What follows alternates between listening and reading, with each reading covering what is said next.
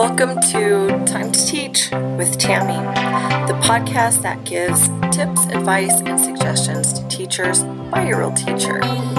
So sit back and enjoy. And oh yeah, don't forget to subscribe.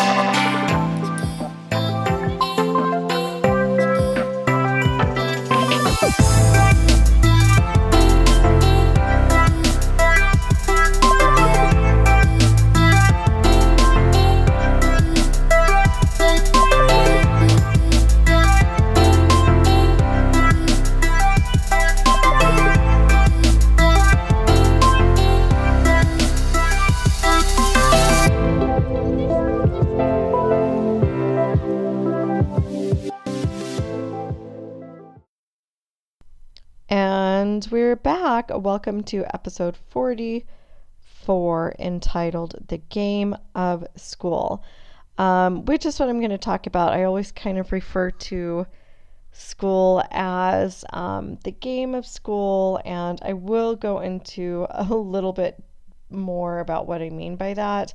But it's basically, I think in a lot of ways school is still done the way it was done many, many years ago. And I just feel like there has to be a better way, and I include myself in this. I don't have all the answers, but this is something that I think about a lot, and I've especially been thinking about recently. So I just thought, you know what, I'm going to go ahead. I'm going to do an episode on this topic. To get us started, though, let's go ahead and start with our wins and fails segment. Now, if you caught episode, I think it was 42 with Nicole and Lauren. Lauren did not like my use of the word fail, but hopefully you all know that when I say that, I don't mean like, oh, it's a big fail and there's no learning from this. I absolutely mean it in terms of like an area for improvement. It's just so much quicker to say wins and fails. But absolutely anything that's not working for me, I'm always reflecting on. But I do understand how just hearing the word can just sound a little bit negative. But please know I don't mean it in a negative way whatsoever.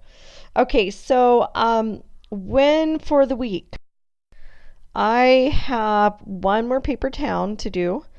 And when that paper town is done, which I'm hoping tomorrow it will be done, then I can finally decide and figure out a winner for the whole math missions games. If you've been listening in the past, you'll know what I'm referring to, because our last and final mission was this mission 11, which was being completed inside the classroom. I just feel like it has taken me forever, especially since we've kind of, like changed up table groups, changed up different things in the meantime. So yeah, it's a huge win that there's only one more paper town. That should be completed by tomorrow. But my fail for the week is also basically it goes along with this. It's, as of the day that I'm recording, it's March 14th. This game closed on February 22nd. I would like to have a winner already. I would like to have this totally closed and be done with it. I think next time I might need to have like a better timeline, or I don't know, but I just, it's so difficult when you've got so many things going on. And yeah, I don't know. I've had so much fun with it. The kids have loved it, but I'm just ready to move on from the paper towns. I'm ready to get these paper towns out of the classroom. I'm ready to declare a winner. I just think like next time there needs to be a timeline or something that will help me like just move it along much more quicker, because I just need to move on with my life. So yeah, to be continued. But so that was really my win and my fail for the week. If I can add another fail to that, just to add to the negativity, just kidding. But no, adding to that, there additionally, now we go into spring rather early, or at least, the weather starts changing pretty early down here where we are in Mexico.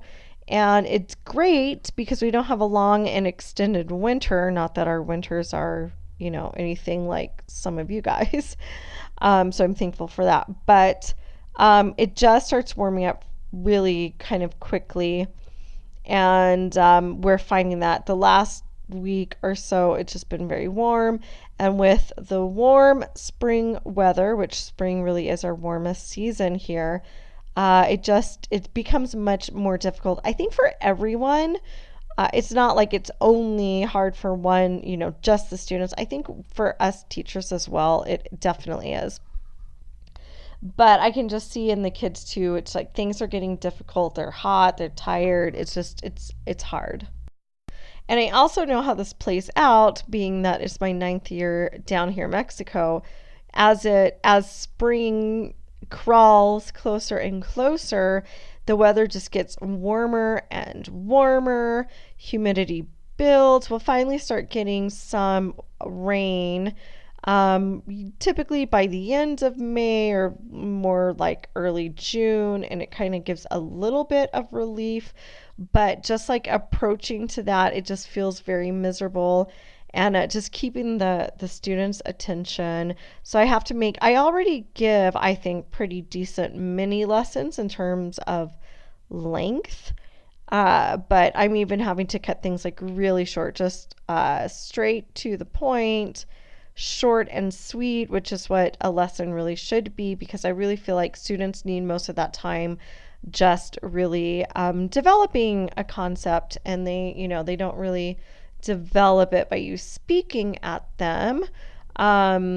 It's more that they need to experience it and construct meaning that way. So anyway, my already short lessons, I'm having to condense even more, because I'm just, when I speak to them in a whole group setting, I just see like the kids are playing with their shoelaces. Some are, tossing their heads to and fro because, they're 6-year-olds. Some of them just are turning 7, but they're young, and yeah, they'll just do anything to entertain themselves.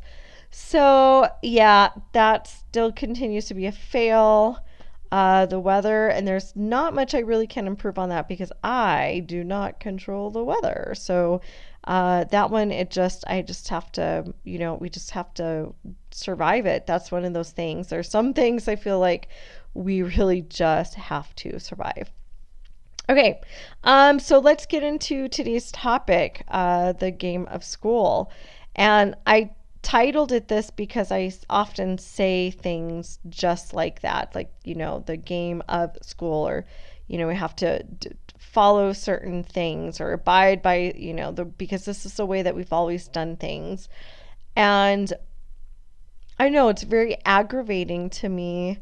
Aggravating because I participate in it, because I also don't know, I am one person, and I do try to make changes that I can make in my classroom.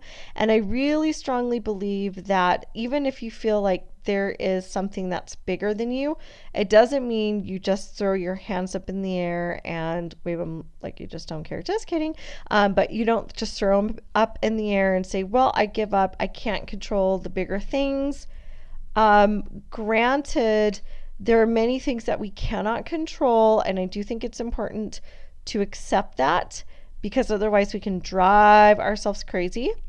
But we can accept things that are out of our control. We can try to affect change in a positive way, and we can be change agents in our own, in the things that we can control. So I don't have to necessarily be doing things that I don't believe in when I have control in that. So maybe I can't control what anybody else is doing. Boy, this is a lot of like what we say to our students too, right? It's really not much different. But I think as adults, we still don't really contemplate this, or it's still a very difficult concept. But, we can control some things, and we should work on what we can control. And like I said, try to affect change, but not give up just because something is much bigger than us. Like sometimes when we think about how school runs and the realities of college and the way that they, I'm thinking specifically in terms of grades. I'm not a believer of the traditional way of doing grades, but one of the very legitimate arguments is, but what do you do? Because colleges really look at grades and, it almost seems like, well, until they change things, maybe we don't have, it makes it very difficult for us. Although I don't know that I necessarily think that is 100% true. I do think that if we started to make changes in the way we do things, especially at the high school level, colleges would probably be forced to do things a little bit differently in terms of how does the student, get become qualified. What do entrance exams look like? What does looking at what qualifies you as someone who's eligible for their school? What does that look like if it's not necessarily just looking at totally 100% grades? So I do think, like, if we made changes on our end, I do think there would be pressure colleges would have to figure it out, right? If you can imagine everyone has changed the system, well, the colleges and universities have to be able to figure that out. And then it makes me wonder, maybe someone out there knows this, but, where did that come from first? Grades. Was it the university and college level? Was it K through 12 level? I'm going to assume that possibly with K through 12, and then college and universities piggybacked on that and, kind of like took our lead. So if it happened that way, as I'm kind of assuming it probably did, then I think that the implication there is as well, if we in mass change things up, they would almost be forced to. So I don't think that our hands are totally tied, but am I going to sit here and say that, oh, it's going to be so easy to change things? No, of course not. So that's why I say there are certain things that we can change. Let's focus on that and try to affect those bigger changes that are going to require a lot more than right here, right now, and what I alone can do. So the game of school, I just am frustrated, yes, because of grades. I've discussed that on the show before. I just wish that we could do things differently. And I'm very lucky in my school, in my section at least, we don't do grades. Well, none of us do letter grades because in Mexico we do number grades, but it's the same thing. It is the same thing. So if you just convert the letter grade to a number, it's the same thing. So like an 8 would be a B, right? Because B is typically somewhere in the 80%.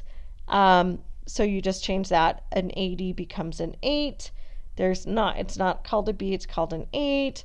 An A would be a 9. And then 10 for your, 100%.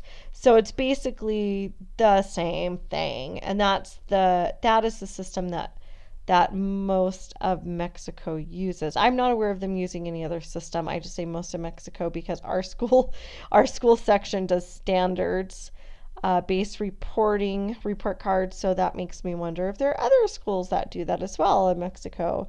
I just don't have that information, but I don't want to make any assumptions that there isn't any because there could be. So grades is certainly one thing. I wish that we could get away from grades. I'm talking about bigger than my school section. As a society, I wish that grades were not the driver. I wish that we were not just preparing students for exams and tests, because I still hear this, not so much at my school. I'm just thinking of other things that I hear. Even just recently going through correspondence with some educators at my daughter's school, it was like, well, she's currently working on this set of study guide or whatever to get her ready for an exam. And I take so much issue with that. Why are we practicing for an exam? Why are we not practicing for life?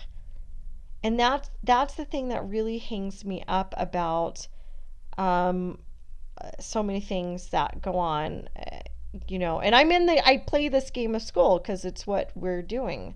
So I'm not, I guess I'm seeking solutions, I'm venting, I'm processing, I'm doing all of that on today's episode. I don't have the answer. I don't have any of the answers, but I have to wonder, why are we studying and preparing for an exam? That's really, I think we've lost, when we think that the exam is the end goal, we've lost something, or we never found it. I don't know which one, but something is lacking there because, as an exam would be one piece of evidence, right? I'm not going to base everything off that one exam, but an exam is, going to allow me to basically assess a student's understanding and the level of depth of the understanding. And guess what? If this is a summative assessment and my student didn't get it, well, I'm not going to close the door on him or her and say, sorry, see you later. I can use that as information that tells me, hey, you didn't get it. Let me help you out, because as an educator, I believe that's what we should be doing. And let's try to get you to that end goal. And then if you eventually get that, then great. That, how you failed it the first time. Yeah, now you got it. And now we can change that. Now you don't have a failing grade.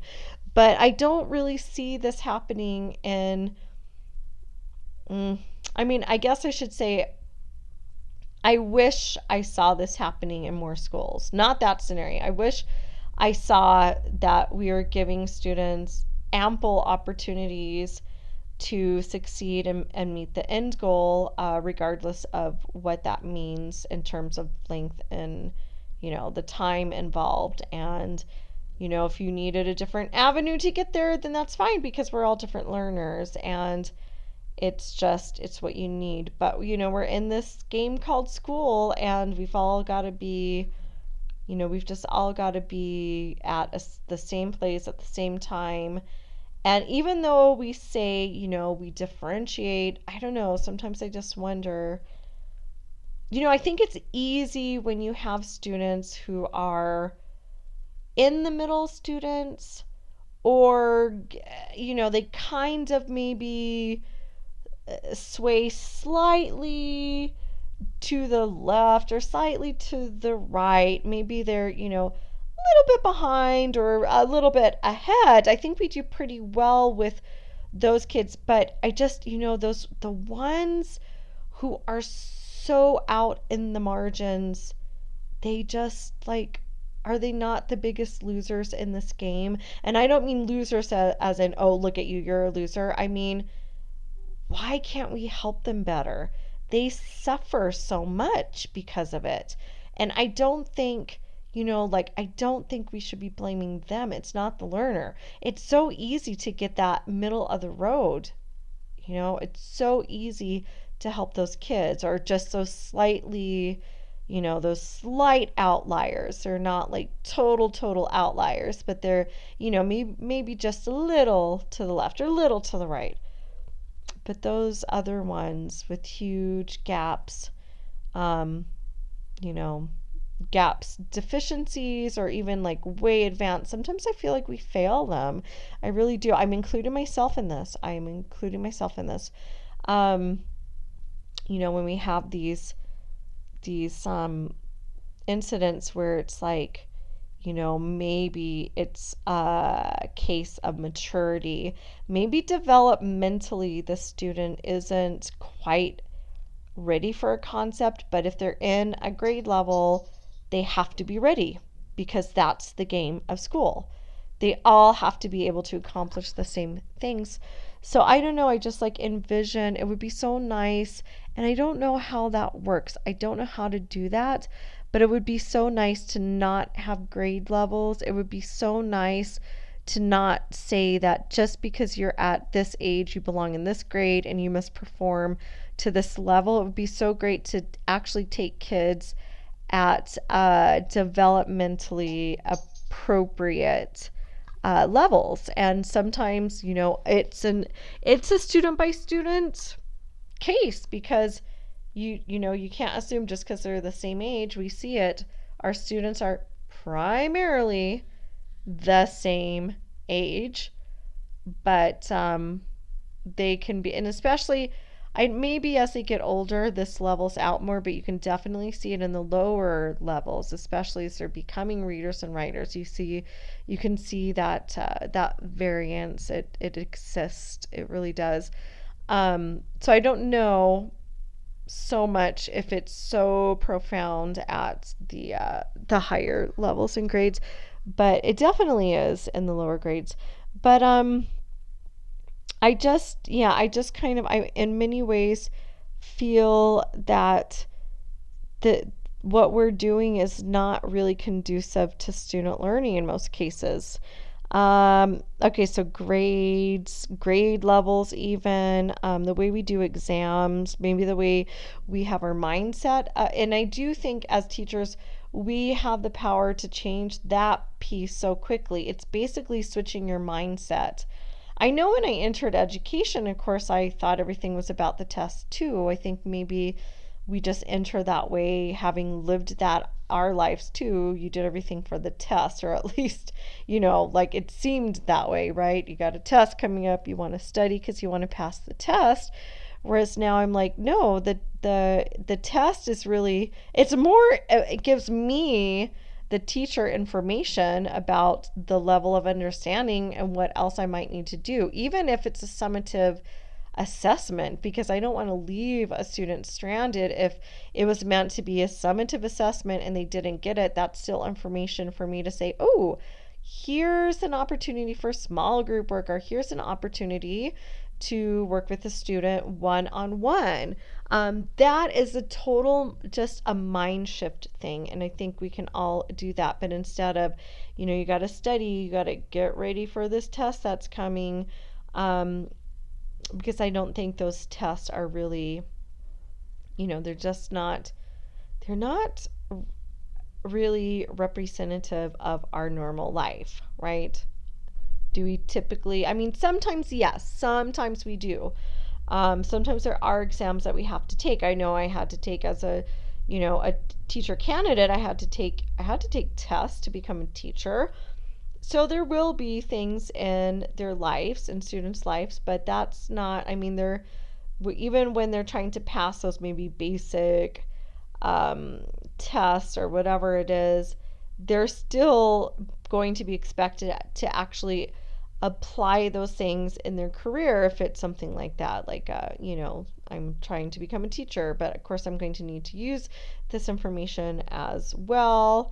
And a lot of the tests they give to teachers at the beginning really is just kind of like they want to make sure there's a basic level of concepts and skills and abilities.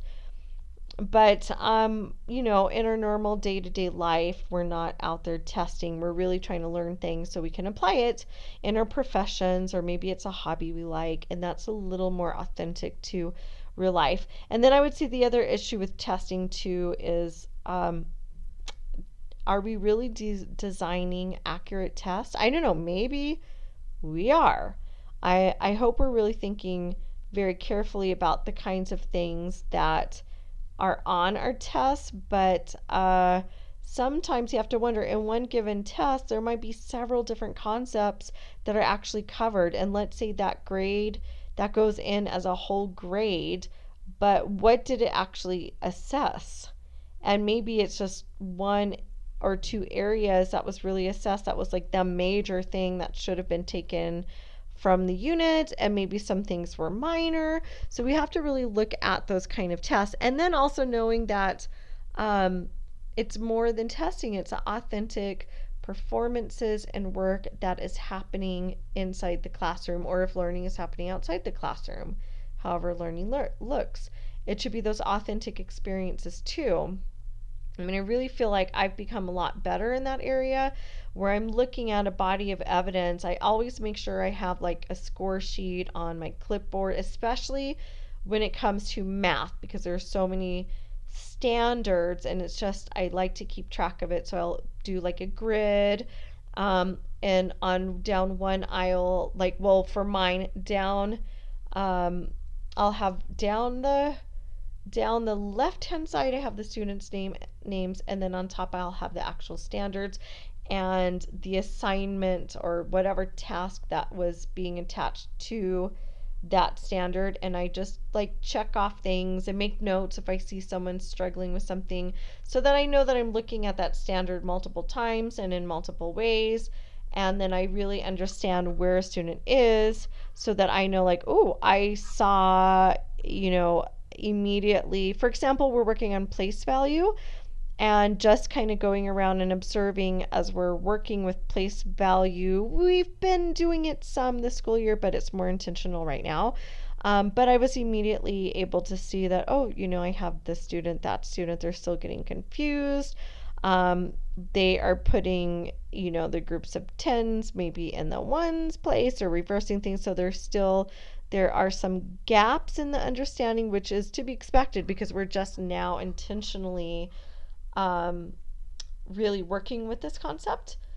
But it's good for me to know that, and then I can continue to, look at that standard and be able to recognize, like, what else do I need to do with the student, and note when the student, like, what are those mistakes. I'm really having to examine it.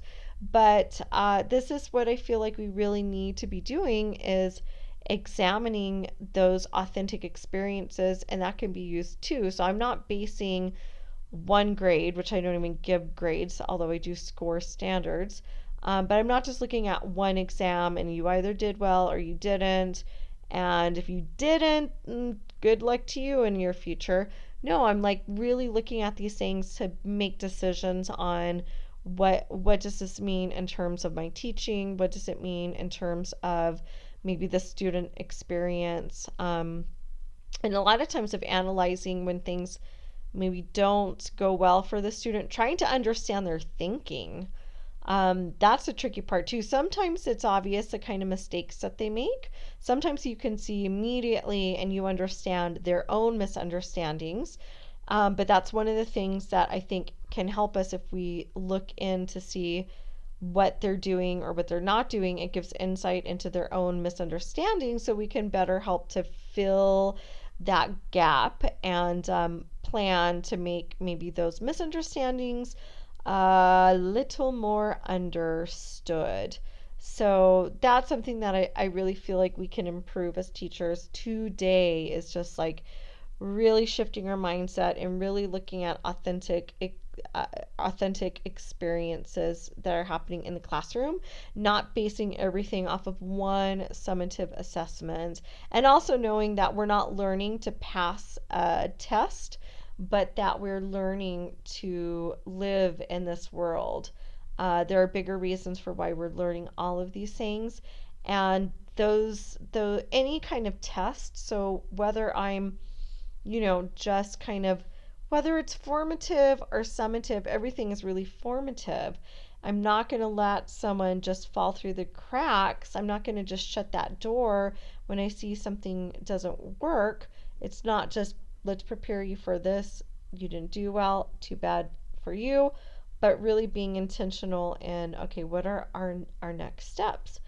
And I just think we can do so much better. I really do. The other thing that I wish we could do differently, I know so many teachers are, and if you are a teacher who is listening to this and you're saying, oh, I don't know what you're seeing because I'm in an environment where we're doing all those things, kudos to you. I appreciate that so much, and I just would love for you to share what you're doing. I don't necessarily mean share with me on Twitter, although you may do that. That's not to say I don't want you to. But get out there and share with other teachers. I think we really need to spread how we're doing things, because a lot of times we get stuck and we just don't know how to move on. That's part of my problem too, where I'm like, I want to be better at this game of school, and I really am trying. I know I can be even better, and sometimes I might need help just seeing things, how things are done in a different way.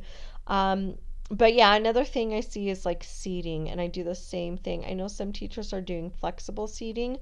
I do that to an extent. I do because during our reading time, students may sit anywhere that is safe and, making good choices. I'm not sitting next to um, a friend because that can be distracting. And, that's something that we have to learn and practice how to do. But during reading time, they get to choose where they sit. And actually, during any time, they can go into a quiet space. So at any point, and lately I've had a lot of kids who are like, oh, can I go in the garden and work? Hey, can I go out and sit at the table? And yeah, I let them do that. And then we have designated quiet spaces so they can get up. They don't need permission for that. They just need to be responsible with that. They have to really be the boss of that. So that's like a very very important thing. And yeah, so that's one of the things. It's like right now we just kind of expect that students must sit nicely, listen nicely, which there are times you have to sit and listen. I am not judging that whatsoever. I have moments where, if I am teaching a mini lesson, of course I expect students to sit down and listen, but the rest of the class time, they're working. And as I've said before, working is loud and it's often messy. And that's just part of the learning process. I just really believe that. It's really part of the process. But I just feel like we need to have some flexibility and give students flexibility. Like, even if it's carpet time, I let kids who need it, they can sit in a chair. I kind of ignore if a student kind of gets up and, like, they can't obviously be loud and distracting, but I've had where like a student might kind of move around slightly because they just need to move. And if I can ignore it because it's not distracting, I'm going to ignore it, because sometimes I feel like that's even helpful. I mean, your students, the ones who can be fidgeting and listening, and others who are just spaced out. And typically, if it's a student who's just spaced out, even if they're sitting perfectly, they're probably spaced out in thoughts.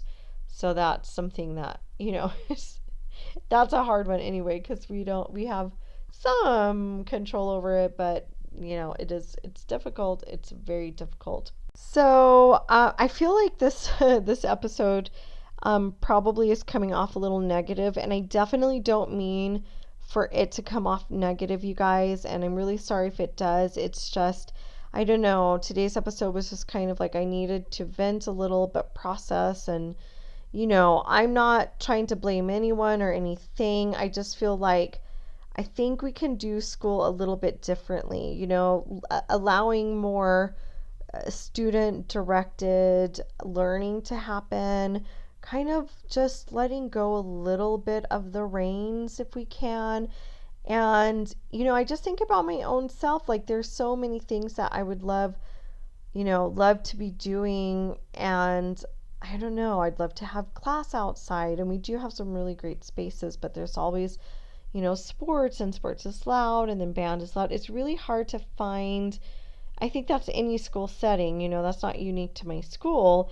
It is really the difficulty. I know that I can do things differently. I probably need to see how other teachers are successfully doing things. But I certainly am intentional on really trying to do things that I think are going to be as fair as possible to students. But, at the end of the day, we're all in this we all play the game of school, because that's what we're at. That's what this is. So I don't mean it to be negative. I do think, there are negative things, and there are things that, are probably going to get us down. Like, this is one topic that really does have me thinking a lot, even though I'm a participant in this game. But I think we need to have those conversations too, because not everything is going to go correctly, or not everything is going to work out. And I think that's okay. I think the only way that we can move forward is by really putting it out on the table and examining exactly what those issues are. Like our kids, we want them to be innovators. We want them to be creators. We want them to be problem solvers. But how many times as teachers do we just pour a bunch of information into them? How much do we stifle their curiosity and their creativity because things have to be done a certain way? I just don't feel that as a whole, school for all of us worldwide, I'm saying, I don't think we have quite figured out the best way to create innovators and creative students, problem solvers.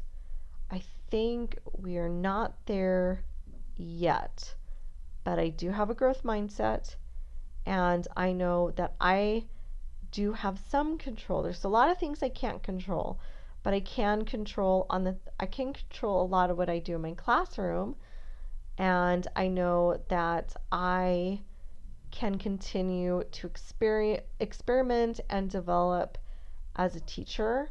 And so that's what I will continue on.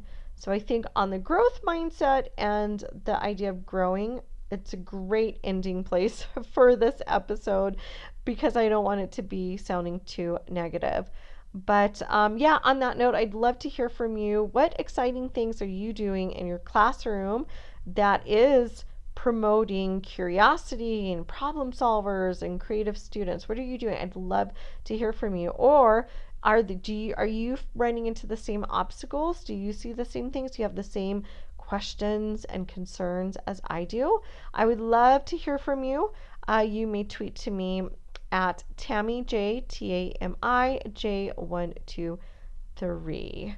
I'd love to hear from you. So that's a wrap. Thanks you guys so much for joining me in this episode. Until next time. Wait a minute. Wait 1 minute. Before you go, don't forget you can catch our show notes online at www.timetoteach.libsyn. That's libsyn.com. We're also on Facebook at Time to Teach. Don't forget to check out our Facebook group, Teachers for Effective Curriculum. And if you're an educator with your own podcast show, I invite you to join our brand new Facebook group, Teachers Who Podcast. Let's grow a community where we can network, problem solve, and discuss anything and everything podcast related. I'll see you there.